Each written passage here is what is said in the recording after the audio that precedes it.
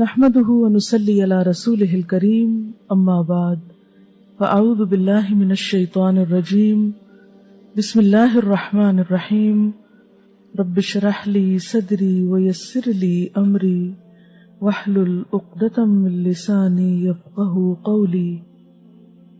دیکھیے دنیا میں اگر معمولی سا سفر بھی ہو، مثلاً میں اپنے گھر سے چل کے یہاں آئی ہوں تو کچھ تو تیاری کرنی پڑی نا. بیگ اٹھایا، کتاب رکھی اور صبح سے سوچ رہی تھی آج جانا ہے. آپ ایک شہر سے دوسرے شہر جاتے ہیں، ایک ملک سے دوسرے ملک جاتے ہیں، کہیں بھی جاتے ہیں تو تیاری رکھتے ہیں نا. دنوں پہلے بیٹی کو رخصت کرنا ہو، دنوں پہلے تیاری شروع ہو جاتی کہ رخصتی ہے. لیکن ایک بڑی رخصتی بھی ہے اور وہ ہر ایک کی رخصتی ہے، اس کی بھی لازماً تیاری ہونی چاہیے.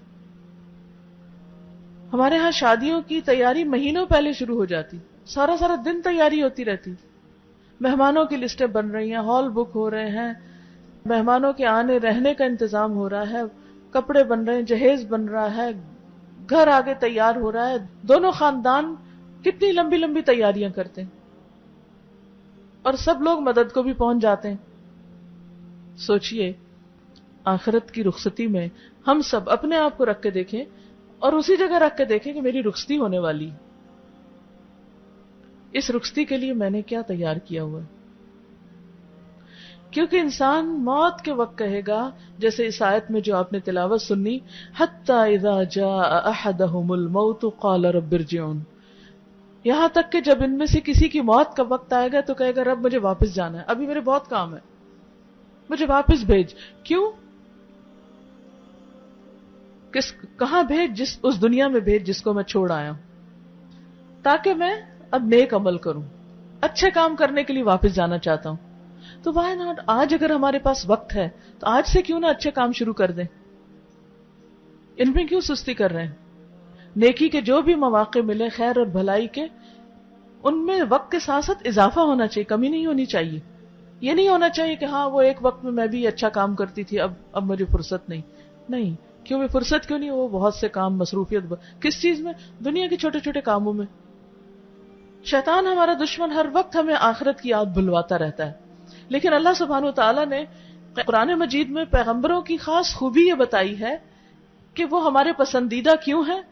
انا اخلصناہم بخالصۃ ذکر الدار، ہم نے ان کو ایک خاص چیز کے ساتھ خالص کیا، چن لیا، اور وہ تھی گھر کی یاد، کہ ان کے دل میں گھر کی یاد رہتی تھی. اور گھر کون سا؟ جو ہمیشہ کا گھر. وَإِنَّ الدَّارَ الْآخِرَةَ لَهِيَ الْحَيَوَانُ لَوْ كَانُوا يَعْلَمُونَ، اور بے شک آخرت کا گھر وہی دراصل گھر ہے. لَهِيَ الْحَيَوَانُ، زندہ رہنے کی وہی جگہ ہے، وہی اصل زندگی ہے. لَوْ كَانُوا يَعْلَمُونَ، کاش لوگوں کو پتا ہوتا. تو بات یہ ہے کہ اصل گھر تو وہ ہے، اور دنیا تو سمجھے ایک میکے کی طرح ہے. جیسے میکے میں لڑکی رہتی ہے تو وہ اکثر یہی سوچتی رہتی کہ میرا گھر نہیں. ماں باپ کے گھر ہوتے ہوئے ہر بچی یہ سوچتی میرا گھر نہیں، میرا گھر تو اگلا گھر ہے. مائیں بھی کہتی رہتی اپنے گھر جاؤ گی تو پتا چلے گا، اپنے گھر جاؤ گی تو پتا چلے گا. تو ماں باپ کے گھر کو اپنا نہیں کہتے، وہ دوسرا اپنا کہتے ہیں. اور لڑکی بستی بھی وہی ہے جو دوسرے کو اپنا بنا لے. ورنہ تو اگر ماں باپ کے گھر کو اپنا سمجھے اور سسرال کے گھر کو غیر سمجھے تو پھر بساؤ نہیں ہوتا، تو اس میں دل لگانا پڑتا ہے اگلے گھر میں. تو مومن کا بھی اگلے گھر میں دل لگا رہتا ہے، وہ اسی کے خواب دیکھتا رہتا ہے، وہ اسی کی تیاری کرتا رہتا ہے، وہ اسی کے بارے میں فکر مند ہوتا ہے. وہ دنیا میں غافل ہو کے نہیں جیتا. تو یہاں ذکر کیا گیا اس شخص کا جو غفلت کی زندگی بسر کرتا ہے، کوئی اچھا کام نہیں کرتا، حتیٰ کہ جب موت آ جاتی تو کہتا ہے اب مجھے واپس بھیجیے، میں اچھے کام کر کے آؤں. تو اللہ تعالیٰ کا جواب کیا ہوگا؟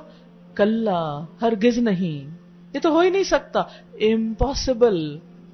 انہا کلمۃ ہوا قائلھا، یہ تو بس ایک بات ہے جو کہہ رہا ہے، یہ اپنی بات میں سچا نہیں، یہ تو ایک بہانہ کر رہا ہے کہ کسی طرح اور واپس جا کے رہنے کا موقع مل جائے، کیونکہ دنیا میں انف زندگی مل گئی تھی. اولم نعمرکم ما یتذکر فیہ من تذکر، کیا ہم نے تم کو اتنی زندگی نہ دی تھی کہ نصیحت پکڑنے والا وہاں نصیحت پکڑ لیتا. وجاءکم النذیر، ڈرانے والے بھی آئے تھے تمہارے پاس. لیکن اس وقت تم نے سوچا ہی نہیں کہ اس گھر جانا ہے.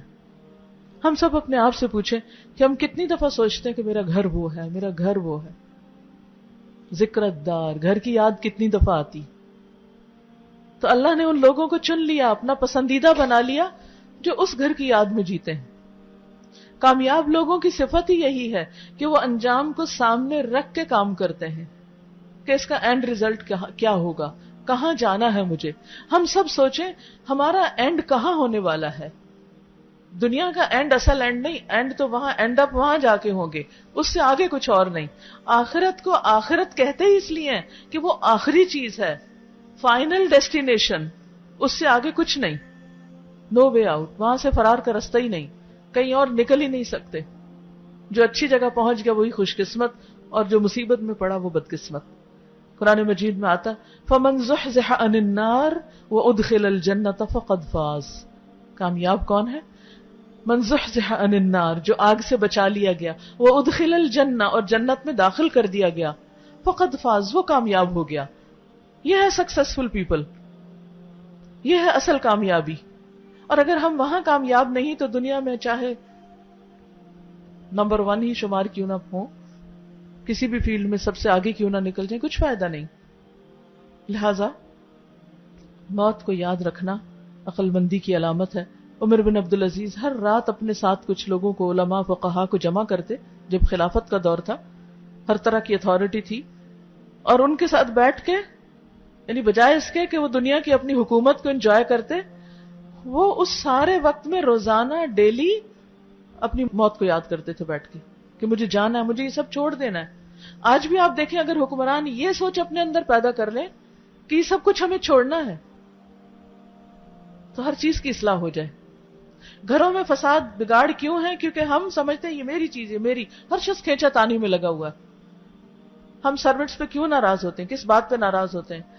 رشتہ داروں سے، بہن بھائیوں سے، قریب والوں سے میری تیری پر اکثر جھگڑے ہوتے ہیں نا، کیونکہ اتنا وہ ایک سینس آف پوزیشن ہے کہ یہ سب کچھ میرا ہے. لیکن ہم جائیں گے تو خالی ہاتھ، کچھ بھی میرا نہیں ہوگا، سب چھوڑ کے جانا ہے.